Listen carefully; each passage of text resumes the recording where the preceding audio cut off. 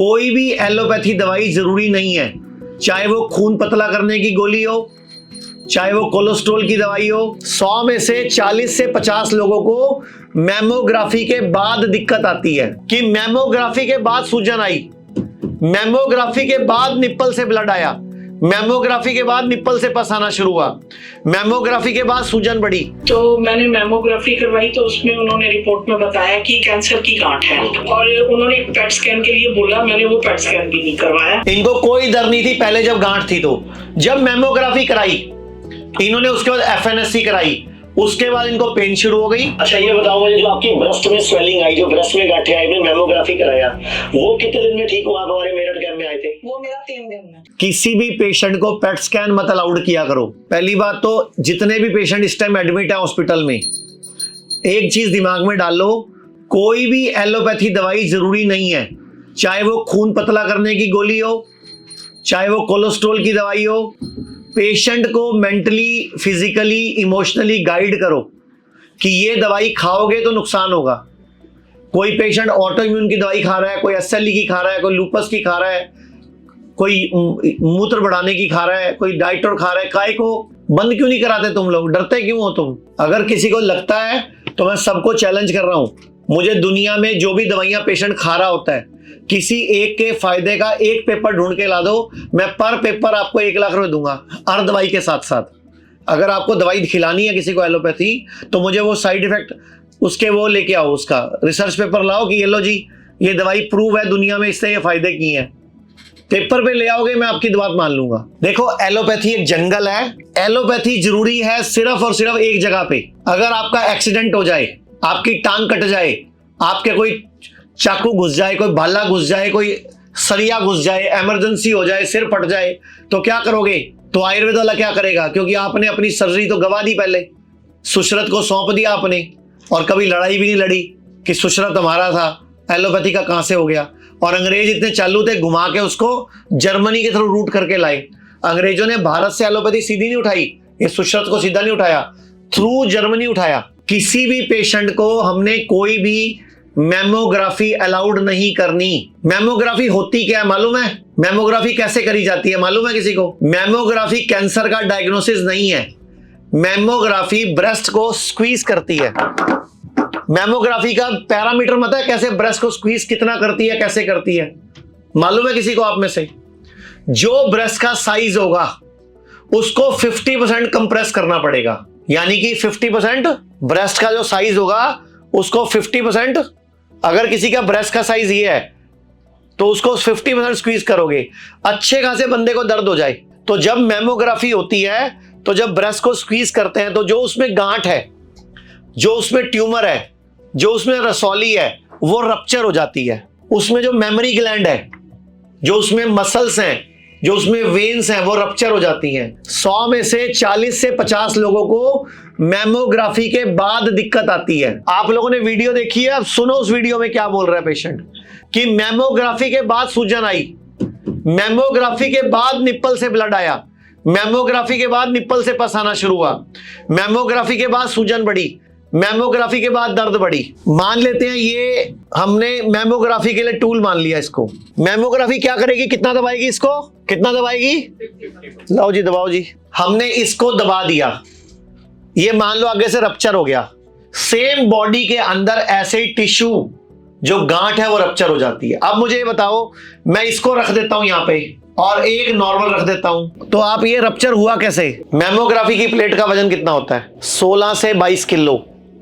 अभी तक इंडिया में जितनी मैमोग्राफी की मशीन्स हैं उनमें जो प्लेटिंग सिस्टम है उसका वजन कितना होता है? 16 से 22 किलो। और जब वो मशीन ऐसे दबाती है, जब पूरी ब्रेस्ट दबी होती है, तब वो फोटो खींच लेती है, तो उससे वो जो टिश्यू है उसकी फोटो आ जाती है। अच्छा, अगर उससे पता लग जाता है कैंसर है, अगर वो कहते हैं मैमोग्राफी से कैंसर का पता चलता है, फिर एफएनएससी या बायोप्सी क्यों कराते हैं? सब कुछ एक धोखा चल रहा है मार्केट में। तो अब आप बताओ मुझे, आज के बाद किसी को मैमोग्राफी बताओगे तो लेडीज को बोलना है आपने कि मैमोग्राफी, और बोलो आपकी ब्रेस्ट में गांठ है, बस मान लो कैंसर है, कम से कम मैमोग्राफी कराओगे तो पक्का बन जाएगा। अभी तो गांठ है।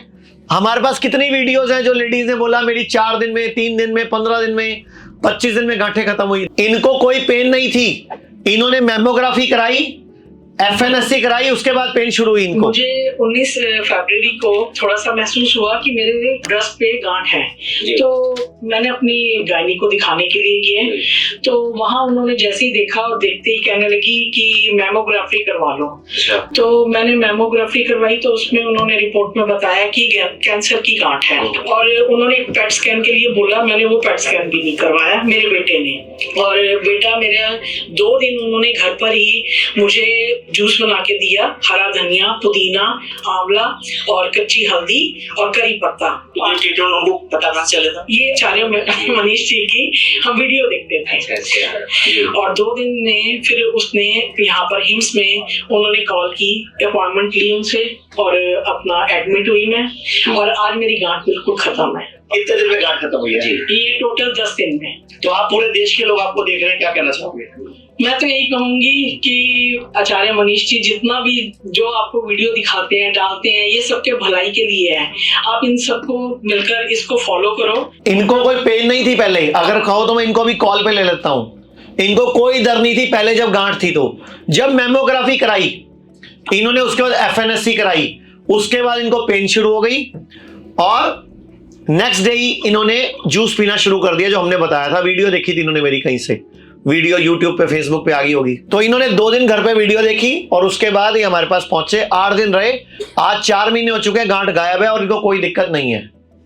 तो ये तरीका बढ़िया है, कौन सा तरीका बढ़िया है? पूरा बताओ, आपको यूट्रस में कितने mm की गांठ थी? फर्स्ट वीक मुझे 7 mm की थी, तो मैंने ध्यान नहीं दिया। जब पेन ज्यादा स्टार्ट हुई तो मैंने सेकंड वीक चेक कराया, 39 mm की।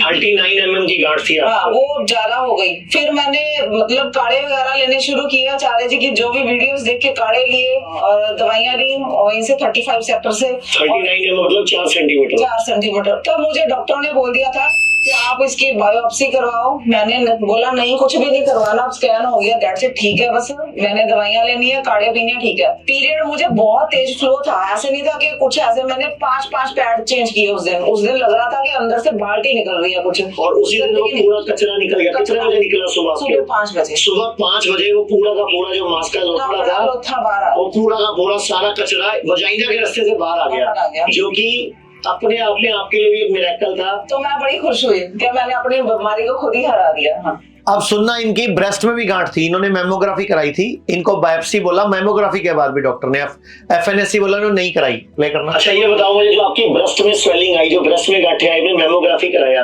वो कितने दिन में ठीक हुआ? आप हमारे मेरठ कैंप में आए थे। वो मेरा 3 दिन में। 3 दिन में जो आपको डाइट दी गई, वहाँ पे मेरा पूरा विश्वास बताया गया। सबसे पहले होता है विश्वास। मेरे को विश्वास था, मैं 3 दिन में ठीक होके आई हूँ। 3 दिन में स्वेलिंग भी खत्म हो गई, और ब्रेस्ट में जो आपको दबाने से दर्द थी, कुछ गांठें थी, उल्टा पहले दर्द नहीं थी, मेमोग्राफी के बाद दर्द शुरू हुई थी आपको। पूरे भारत में हमारे 58 से अधिक हॉस्पिटल्स, 60 से अधिक क्लिनिक व डे केयर सेंटर्स हैं।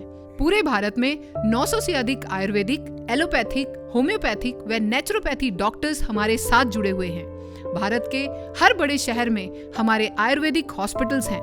इनमें से मुख्य हॉस्पिटल मेरठ, दिल्ली एनसीआर, मुंबई, लखनऊ, डेराबसी, पंचकुला और कुरुक्षेत्र में हैं। यहाँ पर kidney fail, liver fail, cancer, heart problem, जोड़ों के दर्द, diabetes, BP, sugar, piles, fissure व फिस्टुला और अन्य बड़ी से बड़ी बीमारियों को रिवर्स किया व सिखाया जाता है। अगर आप वीडियो में कही गई बात से सहमत हैं तो वाई टाइप करें, सहमत नहीं हैं तो एन टाइप करें।